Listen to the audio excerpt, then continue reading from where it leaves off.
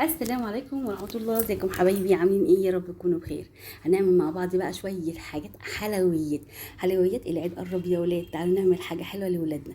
ايس كريم الويتش او الساندويتش هنعمله مع بعض بطريقة سهلة وبسيطة جدا، وبمكونات كلها موجودة عندنا.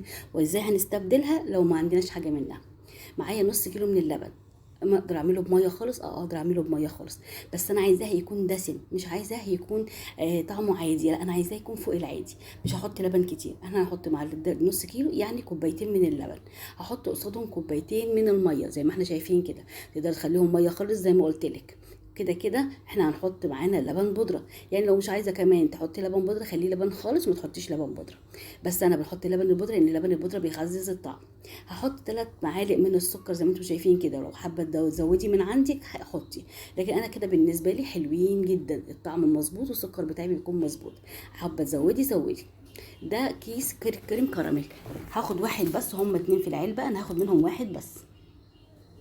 هبدا كده كل ده كده على البارد زي ما انتم شايفين، حتى لسه اللبن والله التلج، يعني اللبن بتاعي انا كنت جايباه حطيته في الفريزر، فلسه فيه تلج زي ما هو.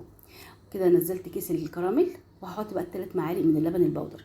عايزه تستغني عنهم استغني عنهم، بس انا بحط الحاجات اللي بتعزز الطعم، بتخليه كريمي وطعمه كده غني، عشان ولادك ما يحسوش بالفرق، ولما يجي ياكلوه يحسوا ان هو احلى من بره، ما يفكروش يشتروا من بره تاني. هنحط بقى مع بعض هنا المكون ده مش اساسي على فكره، انا حابه بس اللي بيدي لون وبيدي زي سمه حلوه. لكن لو مش حابه خلاص، هو الكاستر هحط معلقه واحده بس، مش عايزاها انا كده كده هحط معلقتين نشا. خليهم 3 نشا، وبلاش الكاستر لو ما عندكيش الكاستر، مش اساسي ومش مهم. المهم بقى عندي دلوقتي هو عسل الكلوكوز. لو ما عندكيش عسل الكلوكوز هنستعمل ايه؟ هو اساسي، بس لو مش عندنا هنحط 3 معالق عسل ابيض. بس طبعا عسل الجلوكوز احسن بكتير من العسل الابيض. لو انا قلت لك حطي عسل ابيض او حطي العسل بتاع الكنافه التقيل، لا، هو العسل الجلوكوز بيبقى احسن كتير. هتقولي طب بيعمل ايه؟ هقولك بيعمل مطه حلوه جدا، وهتشوفوها معايا حتى وهو لسه ما اتجمدش طعمه عامل ازاي. هنحط منه معلقتين، وعلى نار هاديه خالص لحد لما كله يدوب معايا. طب احنا ما قلبناش ولا عملنا حاجه، لحد ما كله يدوب، لان طبعا في تلج، فالتلج دوت متجمد معاه كل النشا واللبن وكل اللي احنا حاطينه. فواحده واحده على نار بارده كده لحد لما نقلب كل ده. وبعد كده هجيب بقى المضرب بتاعي، وهبدا بقى ان انا اقلب زي ما انتم شايفين كده. مش عايزه اطول عليكم في الضرب، بس زي ما انتم شايفين لسه العسل حتى ما دبش اهو. افضل انا بقلب لحد ما العسل بتاعي اللي هو العسل الكلوكوز ده يدوب، يعني معناه ان اللبن لسه ما غليش خالص، كده على شمعة خفيفة خالص من النار. انا ما عليتش النار بتاعتي خالص. لحد كده احنا حلوين. ما تنسينيش بقى في اللايك، عايزه احلى لايك من ايدك وسبسكرايب، وتشيري معايا الفيديو ده عشان يوصل لكل حبايبنا وكل اصحابنا، عشان يعملوا له ولادهم على العيد. هتحطي كيس فانيليا، عايزه تحطي فانيليا سايله حطي. هفضل اقلب فيه لحد لما يوصل معايا للقوام اللي انت شايفاه ده. هقلب كده، واول ما اشوفه بدا ان هو بيتقل، انا هفضل بس ان انا اعوم زي ما انت شايفه كده. اول ما بيفصل مني من الحروف يبقى هو كده تمام. ليه اول ما فقفق كده او عمل الفقاقيع دي ما طفتيش عليه؟ انا وطيت النار عليه. بس ليه عملت كده؟ انا مش عايزه يكون فيه اي سوائل، انا عايزه السوائل بتاعتي كلها تتبخر. فكده اول ما بيفصل من الحروف يعني كده تمام. طبعا فضلت اقلب فيه لحد لما هدي خالص بقى دافي، مش سخن، عشان ما نحطوش في البلاستيك وهو سخن. شايفين شكل المطه؟ شايفين الشكل؟ كانك بتصب جبنه نستون. تحفه، جميل جدا جدا جدا، والريحه في الوقت ده ما اقولكيش. سبته لحد لما برد خالص، وقبل ما يعمل قشره على الوش جبت كيس بلاستيك وغطيت الوش بتاعه زي ما انت شايفه كده، وعلى التلاجة على طول. الفريزر لا يا حبيبتي، في التلاجة بس. انا عايزاه بس يسقع، انا مش عايزاه يتجمد. كده تمام. هبدا بقى في الخطوه اللي بعديها. انا جبت البوله بتاعتي وكوبايه واحده من الكريم شانتيه، كريم شانتيه واحده بس. اللي انا هستعمله ده مش محلى، اللي انا هستعمله كريم شانتيه عادي. وهحط كوبايه ميه متلجه، ميه ساقعه متلجه. بس مش هحط ميه كتير، انا عارفه ان الكوبايه هتاخد كوبايتين من الميه، بس انا مش عايزه ميه كتير لان انا مش عايزه برضو سوائل. انا هنزل اللي عليها الخليط اللي احنا عملناه دلوقتي دوت بعد ما يسقع في التلاجة. فانا كل اللي انا عايزاه ان هو بس يعني يدوب معايا زي ما انتم شايفين كده. بص قوام تقيل جدا جدا جدا، يعني حتى لو هعمل بيه تورتايه ولا حاجه مش هينفع بالتقل ده، مش هينفع. انا لو هزوده ميه هيبقى الحجم متضاعف مرتين.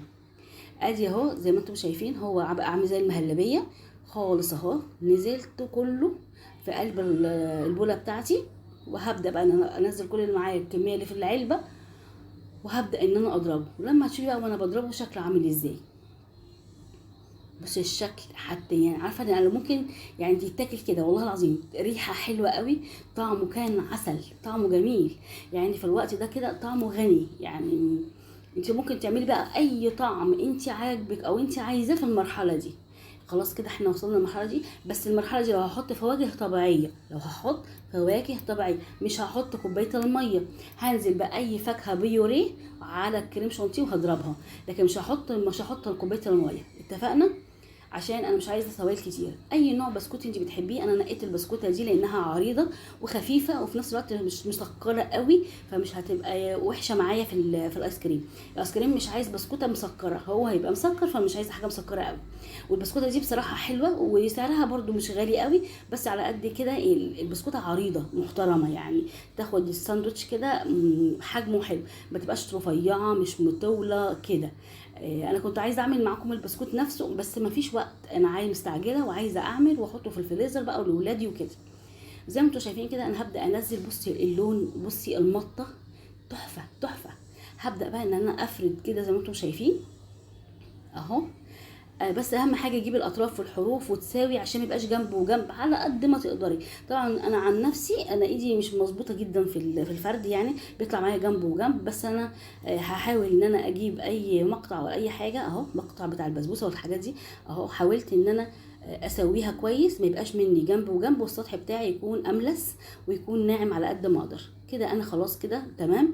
هبدا بقى اجيب البسكوت بتاعي اهو، وهبدا ان ارص. يا جماعه احنا مش بنبيع، احنا عاملين لاولادنا وفي البيت بس هو عشان الشكل يكون بس مقبول مش اكتر يعني. اعمليها وزي اللي هيطلع منك هيبقى زي العسل.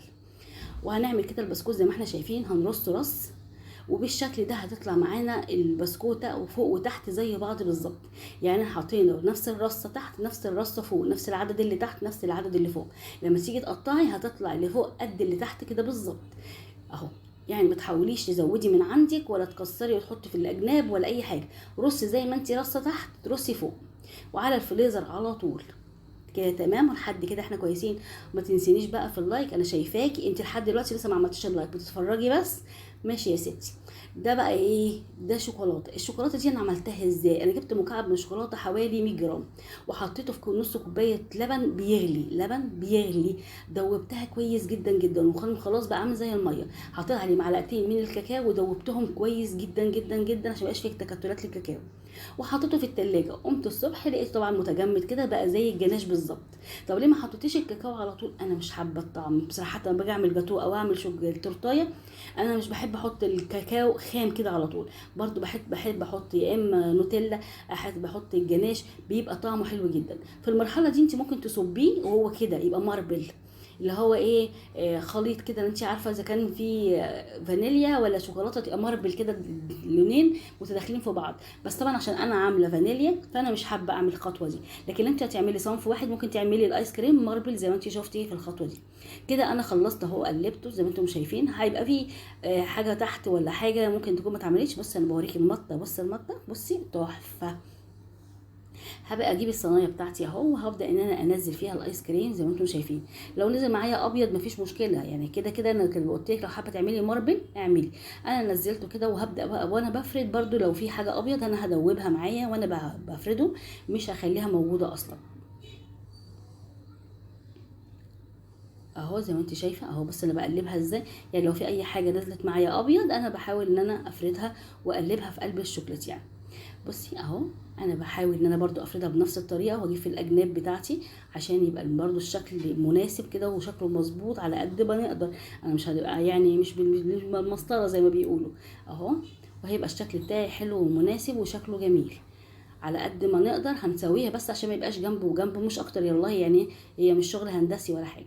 خلاص انا سويت السقف بتاعي، السطح بتاعي زي ما انتم شايفين كده. وهبدا برده ارص البسكوت بتاعي واروح مدخلاه برده على الفريزر. انا دخلته قد ايه؟ طبعا الفانيليا قعدت قبليها قبل الشوكليت بيوم، لان عملت في نفس الصينيه، فانا شيلته حطيته في الفريزر. وفي الفريزر يا جماعه مش الديب فريزر يعني، مش في الفريزر بتاع التلاجة، في الديب فريزر ان هو تجميده بيبقى حلو جدا. وحطيت في نفس الصينيه حطيت اللي هو الشوكليت ده، فبقى عندي الاتنين. فطبعا ده قعد يوم، الفانيليا قعدت يومين، اما الشوكليت قعدت يوم واحد بس. فطبعا التجميد كان حلو جدا جدا جدا. طبعا انا كنت خايفه جدا من الحر، خايفه اللي يسيح مني وتبقى الدنيا بلوظه، بس الحمد لله على قد ما قدرنا الدنيا سطرت معانا.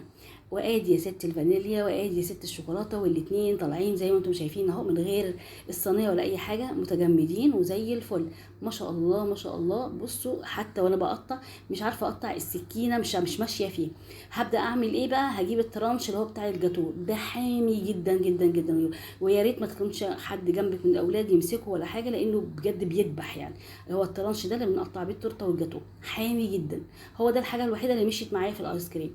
وزي ما انتم شايفين كده احنا شغالين زي الفل اهو، نفس البسكوته تحت نفس البسكوته فوق اهو. بص الشكل طالع ازاي، لانك انت رصتيه رصه حلوه. لو في اي بقى زيادات زي ما انت شايفه كده، احنا ممكن بالسكينه كده نشيلها، ولو عيالنا جنبينا ولا حاجه نحطهم في طبق، او تناوليها لحد واقف جنبك زي ما كانوا عملوا معايا كده. الشكل هو بيغني عن الكلام، وشكل كده حلو قوي. عملنا الفانيليا وعملنا الشوكولاته من غير اي تعقيدات، وبخطوه بسيطه جدا عملت كميه حلوه قوي من الشوكولاته ومن الفانيليا، يعني 18 و18 وبالف هنا وشفا.